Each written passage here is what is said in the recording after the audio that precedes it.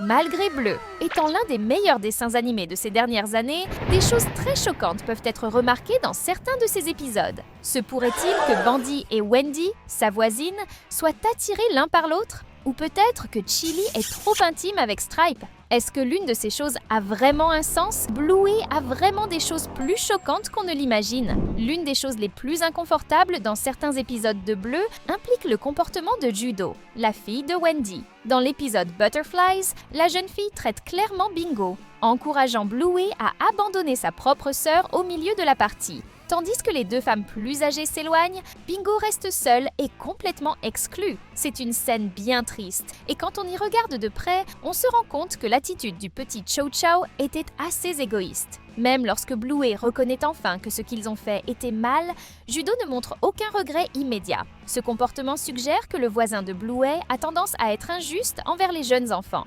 Certains fans émettent des théories selon lesquelles cela pourrait être lié au fait qu'elle est une enfant unique et très gâtée. Une autre hypothèse intéressante est que son comportement pourrait être lié au divorce de ses parents. On dit que le père de Judo a une autre famille avec un petit bébé qui pourrait lui rappeler le bingo, générant du ressentiment. Quoi qu'il en soit, le personnage doit absolument revoir ses attitudes. Cet épisode montre clairement qu'elle a un besoin urgent d'améliorer ses relations avec les autres chiots. Grâce à cet exemple, nous avons séparé les 7 choses les plus choquantes que nous avons pu voir au fil des saisons de Bleu, et nous vous les dirons tous. Alors, seulement si vous êtes préparés et prêts, venez avec nous pour découvrir un peu plus le monde incroyable du chien bleu le plus aimé au monde. Wendy est l'une des plus anciennes voisines de la famille Heeler, et les deux familles entretiennent une relation depuis plus de 6 ans. Cela est évident, puisque Wendy et Chili faisaient partie du même groupe maternel lorsque Bluey et Judo étaient encore bébés. Même avec cette longue coexistence, Wendy ne semble pas au départ beaucoup aimer le couple Heeler. Il y a plusieurs moments où Chili et Bandit saluent Wendy, et elle les ignore simplement. Mais tout change dans l'épisode où Bandit se fait passer pour une poupée de chiffon. Wendy aide Bluey et Bingo à se rendre au magasin de glace et met même Bandit dans la voiture. À ce moment, nous voyons quelque chose de curieux. Bandit semble profiter au maximum de la situation, appréciant peut-être l'odeur du shampoing de Judo dans la voiture. Un autre fait déconcertant est lorsque Wendy est témoin des économies de Bandit pressé contre la vitre. Wendy a-t-elle vu quelque chose qu'elle n'aurait pas dû? Ou qui sait? Peut-être que vous l'avez même aimé. Ces théories sont évoquées par la communauté des fans, mais elles ne sont que des spéculations. Cependant, les épisodes laissent quelques détails qui nous amènent à nous demander s'il se passe quelque chose d'étrange entre Bandit et Wendy. En tout cas, nous garderons un œil sur les prochains épisodes pour voir comment se déroulera cette curieuse relation.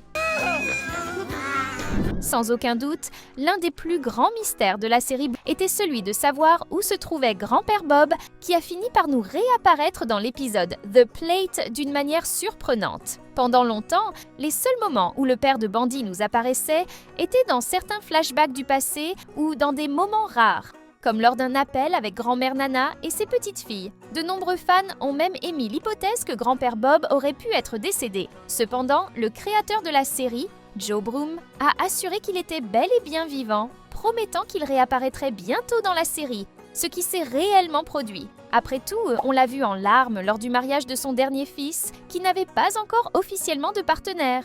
Nous avons découvert plus tard que le personnage passait en réalité du temps en Inde, un endroit connu pour avoir une spiritualité très forte, ce qui indique que peut-être Grand-Père Bob a une certaine religion, comme l'hindouisme peut-être. Mais malgré tout cela, une question intrigante se pose finalement. Pourquoi n'était-il pas présent à la grande fête de Noël de la famille? Était-il vraiment déjà en Inde ou simplement pas là-bas? Les possibilités de réponse sont en réalité peu nombreuses. Il ne semble pas être malade, car cela n'aurait aucun sens que tous les membres de la famille soient si heureux alors qu'un proche est dans un état terrible. Cela laisse l'hypothèse que Grand-Père Bob et Grand-Mère Nana se soient peut-être disputés avant Noël. Peut-être a-t-il passé les festivités cette année avec un autre membre de sa famille, même si cela peut être difficile à accepter. De plus, nous savons que Grand-Père Bob a de sérieux problèmes de mémoire, ce qui pourrait être lié au fait qu'il lui manque une partie de l'oreille.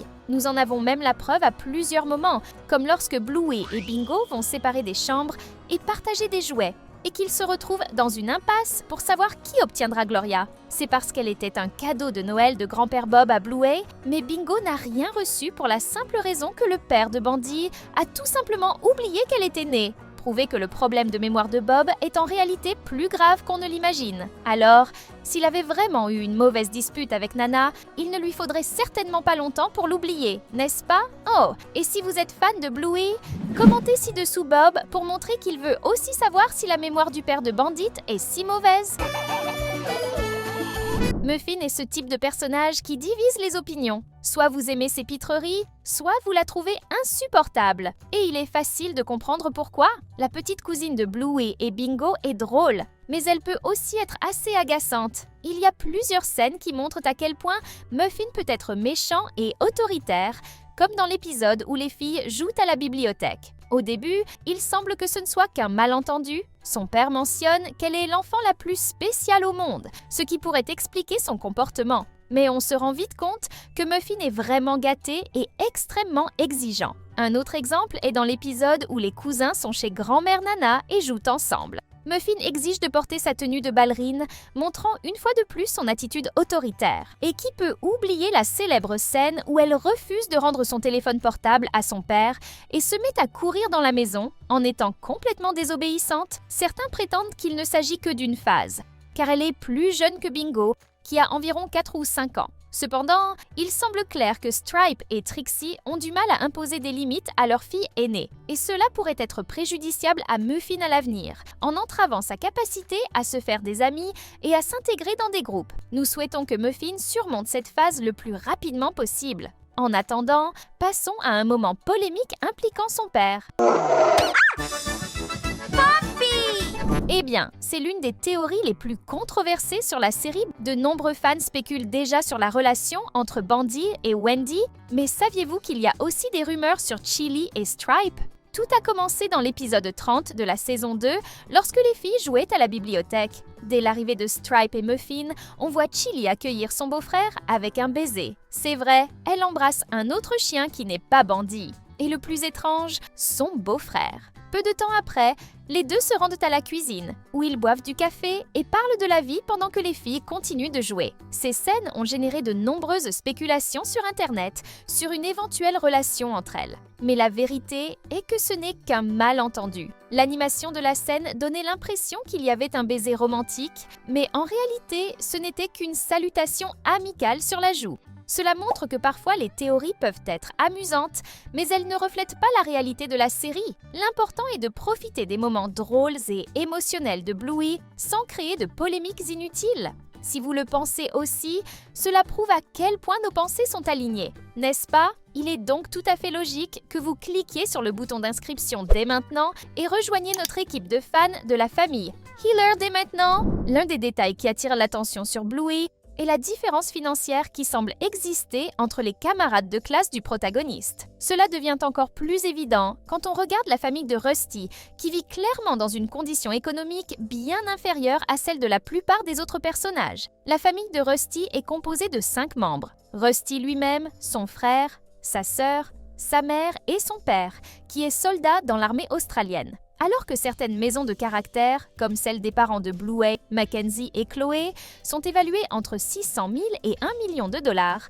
la maison familiale de Rusty a une valeur estimée bien inférieure, entre 300 et 380 000 dollars. Bien entendu, ces estimations ont été réalisées avant la forte augmentation des prix de l'immobilier en Australie. Il est néanmoins possible de remarquer une différence significative, suggérant que la famille de Rusty a un revenu inférieur. Même si nous ne pouvons pas l'affirmer avec une totale certitude, les faits démontrent cette réalité. Mais qui sait, à l'avenir, Rusty deviendra une grande star du cricket et aidera sa famille à améliorer sa vie.